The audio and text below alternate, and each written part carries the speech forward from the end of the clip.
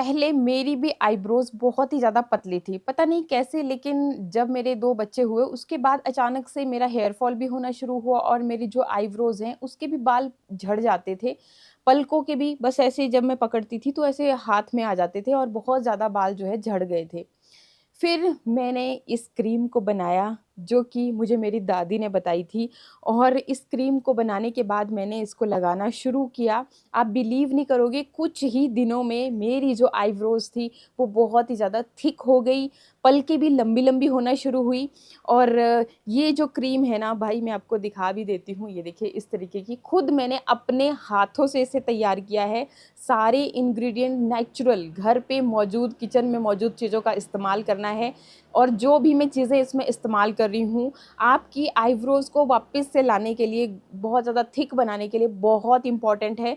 तो जैसे-जैसे मैं आपको बताऊँगी उसी तरह से आप भी इंग्रीडिएंट्स को ऐड करना, कहीं पर भी स्किप मत कीजिएगा क्योंकि बहुत सारी चीज़ें छूट ज जाती है। जब आप वीडियो को स्किप करते हो ना तो बहुत सारी चीज़ें आपसे छूट जाती है, फिर वो आप बोलते हो कि भाई उस तरह का रिज़ल्ट तो हमें तो नहीं मिला। तो इसलिए आपने पूरा फ़ोकस के साथ वीडियो को देखना है और जैसे-जैसे जो-जो इंग्रीडिएंट मैं ऐड कर रही हूँ वही ऐड करने हैं। आँखों का मामला है, ऐसी कोई भी चीज़ आप नाज़ुक चीज़ों पे इस्तेमाल बिल्कुल ना करें, जो कि आपको नुकसान पहुँचाए। तो इसको यूज़ करने का तरीका जो है वो बहुत इम्पोर्टेंट होने वाला है, उसको भी मैं आपको बताती हूँ। तो बिल्कुल आपने भी उसी तरह से यूज़ करना है। दोबारा बोल रही हूँ कि भाई आँखों की बात है, ऐसे ही कुछ भी ऐसे रगड़ने और आँखों के अंदर चले जाए तो वो काम नहीं करना है। इसीलिए मैंने बोला आपको। अब देखो जी, पुराने ज़माने में काजल वगैरह जो हम लगाते थे ना, तो वो भी हम घर पे खुद से तैयार करते थे। अब तो दुनिया मॉडर्न हो गई कि सब कुछ रेडीमेड है, लेकिन आँखों में रिस्क नहीं लेना चाहिए। तभी जो हमारी आई साइट है इतनी कमज़ोर होती जा रही है क्योंकि जो इतने केमिकल वाले काजल हम इस्तेमाल करते हैं, आईलाइनर हम इस्तेमाल करें, आई शैडो, बहुत सारी ऐसी चीज़ें इस्तेमाल करते हैं जिसकी वजह से फिर ये सारी चीज़ें हो रही हैं।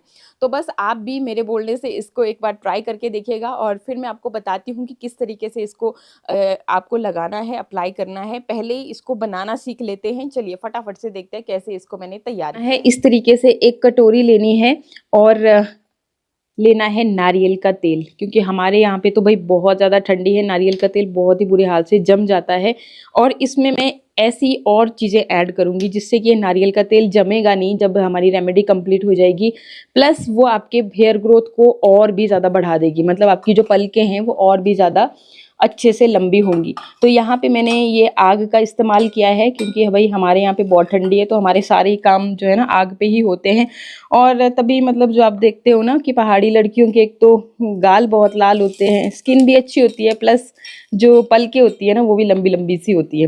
तो इसलिए हम ज़्यादातर इसी तरह से नेचुरल चीज़ों का ही इस्तेमाल करते हैं। बाकी आप जहाँ भी गैस पे जहाँ भी गर्म करना चाहते हैं कीजिए। तो ये इस तरीके से आपने अच्छी तरह से अब नारियल के तेल को कर लेना है गरम। अब आपको क्या करना है, आपको लेने हैं 4 से 5 लौंग। जो मैंने क्वांटिटी ली है ना ऑयल्स की, उसके हिसाब से मैं बता रही हूँ। तो इतने ही लौंग आपको लेने हैं, ज़्यादा नहीं लेने हैं। और ये जो लौंग है ये क्या करते हैं कि आपके जो ब्लड सर्कुलेशन होता है ना उसको इम्प्रूव करने में आपकी हेल्प करते हैं और जो पोषण है फिर वो बालों की जड़ों तक पहुंचता है और बहुत ही जल्दी फिर जो है ना आपकी पलकें लंबी होने लगती हैं। इनमें एंटीबैक्टीरियल गुण भी होते हैं और बालों को ये जड़ से मजबूत बनाते हैं। तो आपने क्या करना है कि इनको इस तरीके से क्रश कर लेना है। इस तरीके से आपको पाउडर नहीं बनाना है, खाली इनको क्रश कर लेना है अच्छी तरह से। अब इस गरम गरम तेल में ये जो हमने लौंग कूटे थे ये हम ऐड कर लेंगे इस तरीके से, ये देखिए। और फिर इसको अब अच्छी तरह से हम बिल्कुल, देखो आप देख ही सकते हैं कि हमारी जो आंच है, इसलिए मतलब कि मुझे ज़्यादातर आग पे काम करना अच्छा लगता है क्योंकि यहाँ पे हम अपने अकॉर्डिंग जो आंच है उसको कम कर सकते हैं, ज़्यादा कर सकते हैं। अगर आपको बिल्कुल कम कर देनी है तब भी, तो इस तरह से आप अगर इंडक्शन पे बना रहे हो तो उस हिसाब से आप इसको बना सकते हैं। बाकी गैस पे भी बिल्कुल लो फ्लेम रखना है और ये देखिए इस तरह से बिल्कुल लो फ्लेम पे आप इसको पकाओगे।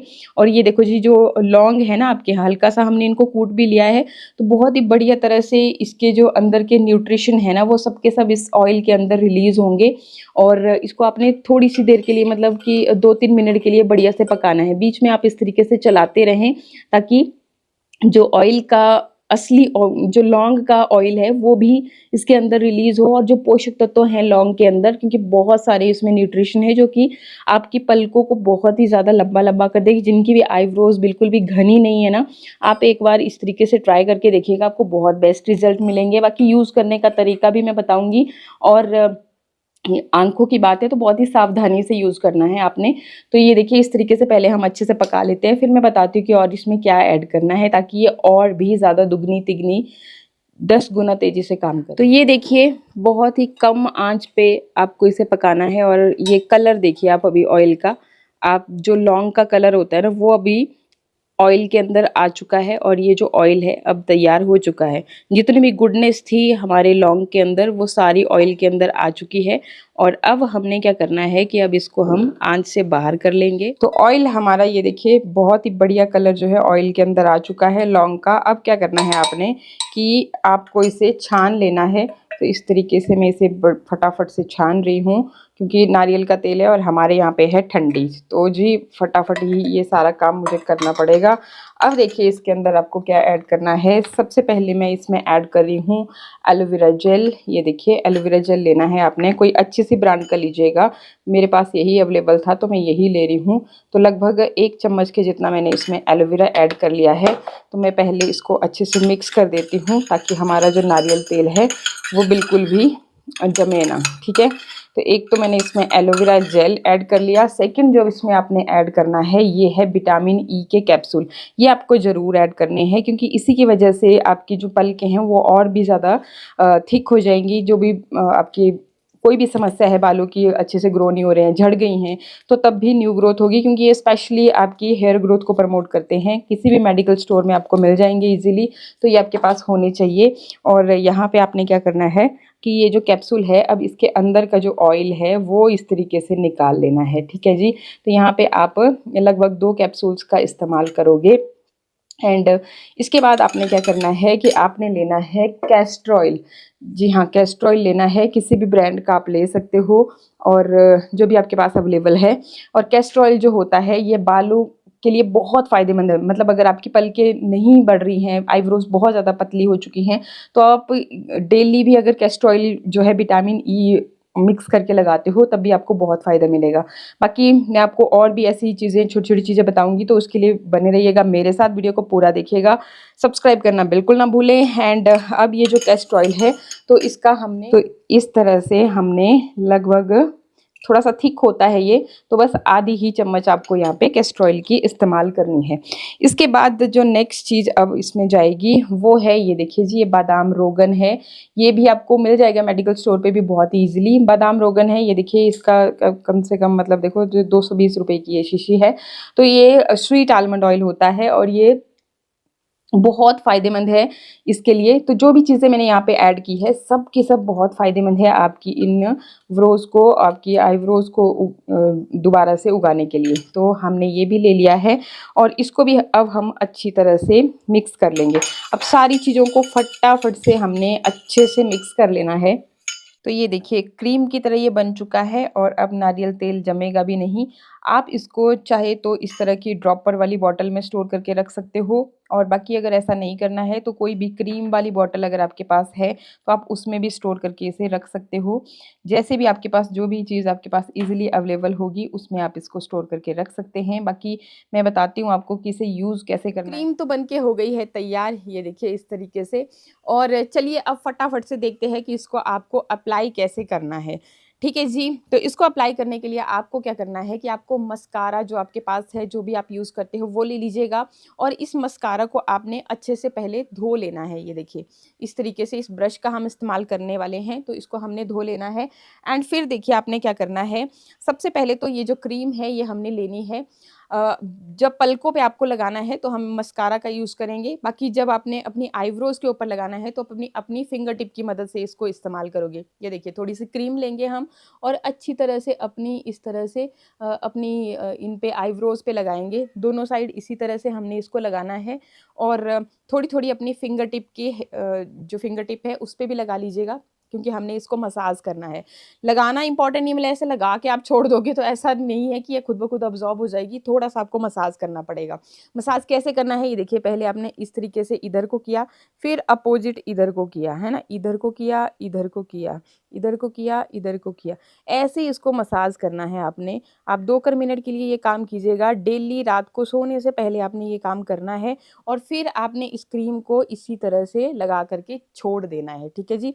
अच्छी तरह से मसाज करेंगे और इसको लगा कर के इसी तरह से आपने छोड़ देना है, इसको आपने पोंछना नहीं है। रात भर ये आपकी आईब्रोज़ के ऊपर काम करेगी, बालों की रूट्स तक पहुँचेगी रेमेडी और बहुत ही तेज़ी से फिर आपकी आईब्रोज़ जो है वो ग्रो करना शुरू हो जाएगी। इसके अलावा अब बात करते हैं कि पलकों पे कैसे आपने इसको अप्लाई करना है। तो ये जो हमने मस्कारा ये जो लिया है, तो इसको हमने लेना है और यहाँ पे इस पे लग गई क्रीम। और अब देखो जी, बहुत ही सावधानी से, जैसे आप मस्कारा लगाते हो बहुत ही सावधानी से, वैसे ही आपको इसे अपनी पलकों के ऊपर इस तरीके से लगाना है, ठीक है? इस तरीके से आपने अपनी पलकों के ऊपर इसे लगाना है, नीचे की लोअर लैसेस पे भी लगा सकते हो, इधर भी इस तरीके से आपने लगाना है बहुत सावधानी से। एंड फिर आपने इसको इसी तरह से छोड़ देना है। क्रीम को आप 15 से 20 दिनों के लिए बना करके स्टोर करके भी रख, बाकी आप बहुत ही सावधानी से क्रीम को अपनी फिंगर टिप पे ले करके इस तरीके से अच्छे से लगा करके आप हल्के-हल्के से इस तरह से मसाज भी कर सकते हो, ठीक है? इस तरीके से आपने पहले इधर को फिर इधर को इस तरीके से मसाज कर सकते हैं, लेकिन ये मसाज आपको बहुत ही सावधानी से करनी होगी ताकि आपकी जो क्रीम है वो आँखों के अंदर ना जाए। बाकी अगर आप बहुत ज़्यादा सावधानी नहीं रख सकते हो तो सिंपली आपने बस मस्कारा की मदद से इसको लगाया और छोड़ दिया, ठीक है? तो इस तरीके से आप इसको यूज़ करेंगे एंड बहुत अच्छे रिज़ल्ट आपके सामने होंगे। आई होप वीडियो आपको अच्छा लगा होगा। अच्छा लगे तो लाइक, शेयर, सब्सक्राइब। मिलते हैं नेक्स्ट वीडियो में। नमस्कार।